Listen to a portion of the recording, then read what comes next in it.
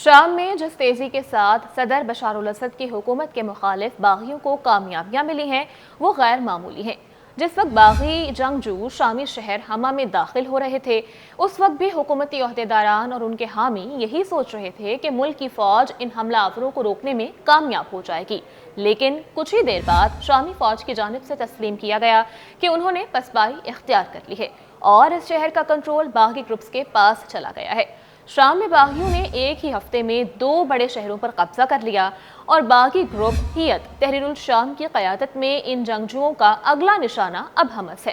ہزاروں لوگوں نے متوقع لڑائیوں کے پیش نظر پہلے ہی سے حمص سے دوسرے مقامات پر منتقل ہونا شروع کر دیا تھا، جبکہ موجودہ حالات میں صدر بشار الاسد اور ان کے حامی روس اور ایران کے لیے مزید مشکلات بڑھ رہی ہیں۔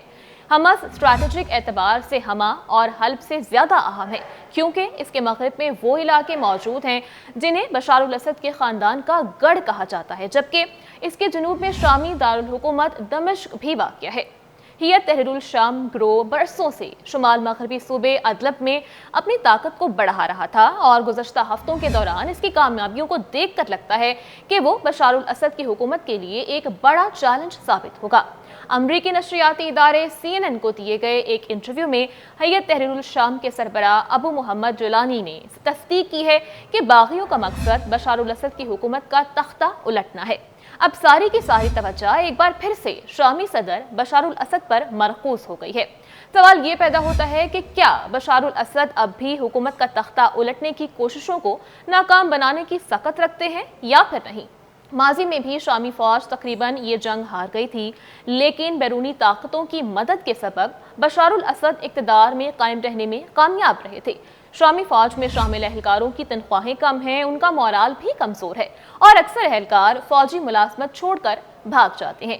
جیسے ہی حلب اور حما میں شامی فوج ناکام ہوئی، صدر بشار الاسد نے ایک حکم نامے کے ذریعے فوجی اہلکاروں کی تنخواہ میں 50% اضافہ کیا، لیکن صرف یہ قدم شامی صدر کی کامیابی کے لیے کافی نہیں ہوگا۔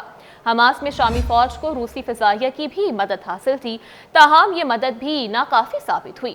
یوں کہہ لیجئے کہ روسی طیاروں کی جانب سے ماضی کے مقابلے میں اس طرح شامی فوج کو کم مدد فراہم کی ہے، جس سے یہ قیاس آرائیاں جنم لے رہی ہیں کہ شاید روس اس مرتبہ شامی حکومت کے لیے کوئی بڑا کردار ادا نہ کر پائے گا۔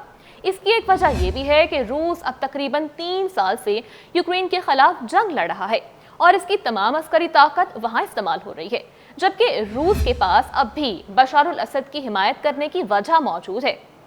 ماضی میں صدر ولادیمیر پوٹن نے شام کی جنگ میں فیصلہ کن کردار ادا کیا تھا، جبکہ امریکہ سمیت مغربی طاقتیں اپنے وعدوں کے باوجود باغیوں کی زیادہ مدد نہیں کر پائیں تھیں۔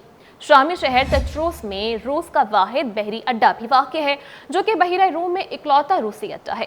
اگر شامی باغی حماس کا کنٹرول سنبھالنے میں کامیاب ہو جاتے ہیں تو ان کے لیے تطروس کی راہیں بھی کھل جائیں گی، جس کے سبب روسی بحری اڈے کو خطرات لاحق ہو سکتے ہیں۔ ایسے میں روس بشار الاسد کے لیے اپنی سیاسی اور اسٹریٹجک حمایت جاری رکھے گا۔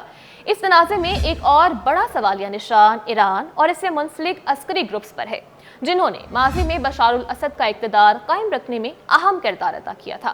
حزب اللہ کے نئے سربراہ نعیم قاسم کی جانب سے اعلان کیا گیا کہ وہ شامی حکومت کے ساتھ کھڑے ہیں اور صدر بشار الاسد کے خلاف سازش میں اسرائیل اور امریکہ ملوث ہیں۔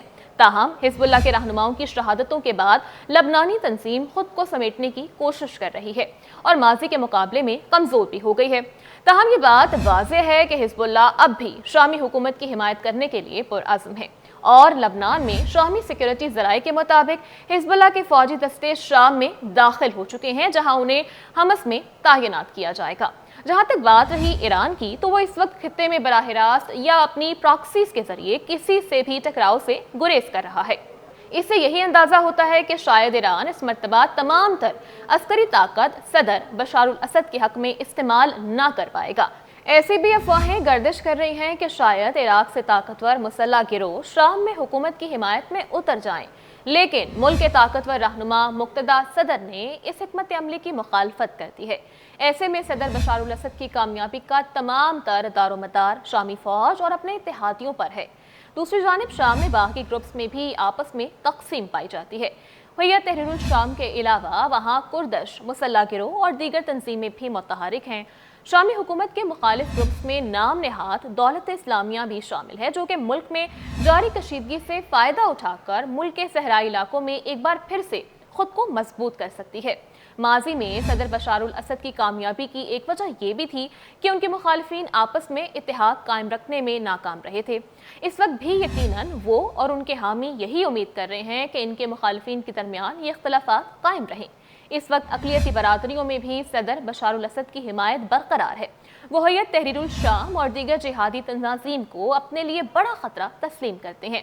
حیت تحریر الشام میں اپنی راہیں القاعدہ سے جدا ضرور کر لی ہیں، لیکن اب بھی بہت سے لوگ اسے القاعدہ کا حصہ ہی تصور کرتے ہیں۔